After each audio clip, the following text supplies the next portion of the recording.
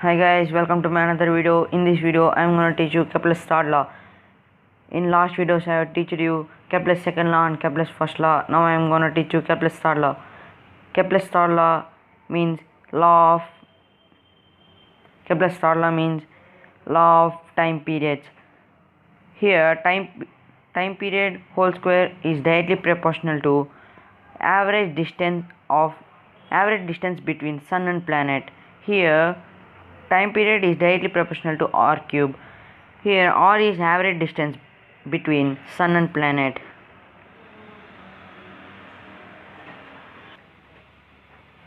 Yes guys, here r is equal to average distance, then ra radius apogee plus r of perigee by 2 is equal to a of 1 plus c plus a of 1 minus c by 2. In last videos we have derived this. Ra is a of 1 plus c and rp is a of 1 minus c. Here if you calculate this, we get r is equal to a. Here r is equal to a, then we know that t square is directly proportional to r cube. Here r is equal to a, then we can say that t square is directly proportional to a cube. Here a is equal to semi-major axis length. We have discussed in our first video about this a. Now the statement of Kepler's third law is the square of time taken to complete one revolution is proportional to cube of average distance between sun and planet. Here in this diagram, gravitational force is equal to gmm by r square. We know that in last class I have said you before only, gravitational force F is equal to gmm by r square. This gravitational force provides the required centripetal force for the planet. Here the centripetal force means the planet will move in a elliptical path. The planet should move from this path to this path. Then it needs some centripetal force. It needs some force. This is called centripetal force. The force required to move the movement of planet is called centripetal force. This centripetal force is provided by gravitational force here. Then we can write centripetal force as mv square by r, or else mr omega square. Here we know that gravitational force provides the required centripetal force. So gravitational force is gmm by r square. We can write it as gmm by r square is equal to mr omega square. Then get cancelled, and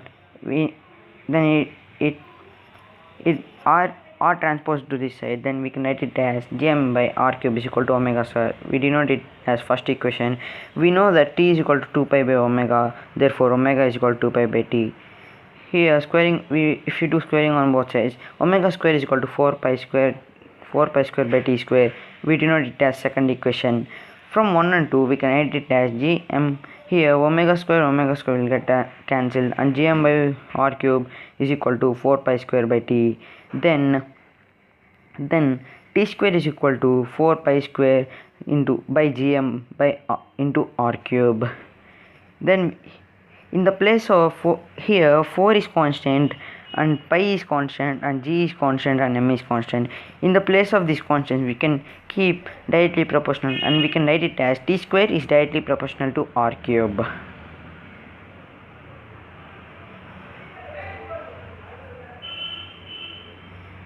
Yeah, here now I am going to teach you Newton's law of gravitation. The force of attraction between two massive objects is directly proportional to the product of their masses and inversely proportional to the square of the distance between two masses and acts along the line joining the two masses. It is the Newton's law of gravitation definition. Yes guys, here we know the formula of Newton's law of gravitation. Now here F is directly proportional to m1 into m2, then F is directly proportional to 1 by r square. F is directly proportional to m1, m1 into m2, and F is also proportional to 1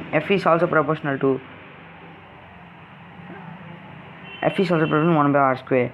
Therefore we can write it as F is directly proportional to m1 m2 by r square. Therefore, in the place of directly proportional, we can keep g as constant and we can write it as F is equal to g m1 m2 by r square. Here g is equal to gravitational constant and the value of g is 6.67 into 10 power minus 11 Newton meter square per kg.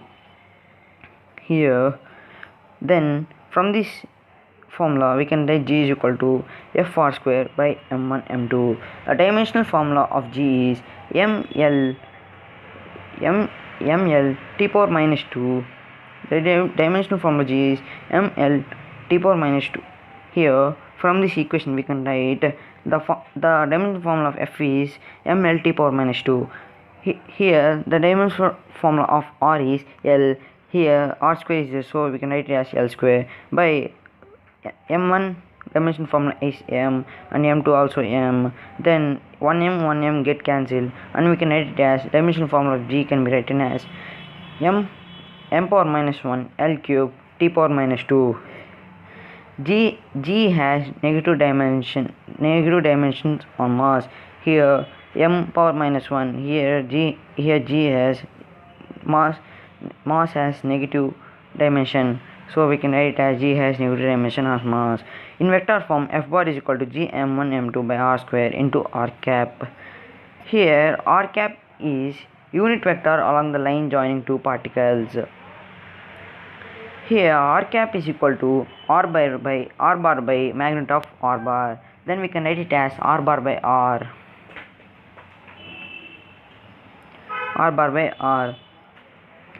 Here f bar is equal to g m1 m2 by r square into r bar by r.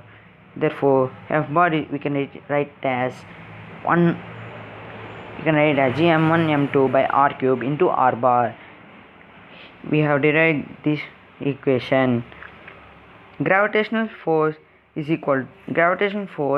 is equal to minus g m1 m2 by r cube into r bar. Gravitational force acts in the center of two objects. Here F is equal to minus g m1 m2 by r square. We know that by r cube into r bar. We know that here negative sign indicates gravitation force is an attractive force and gravitation force is also a conservative force and gravitation force is a central force. In the before diagram I showed you gravitation force acts between here are two objects, then gravitation force acts between them. Here gravitation force forms action reaction pair. Here is a object of mass m1 and object of mass m2. They are moving with force f. Object of mass m1 is moving with force f12 bar and object of mass m2 is moving with f21 bar.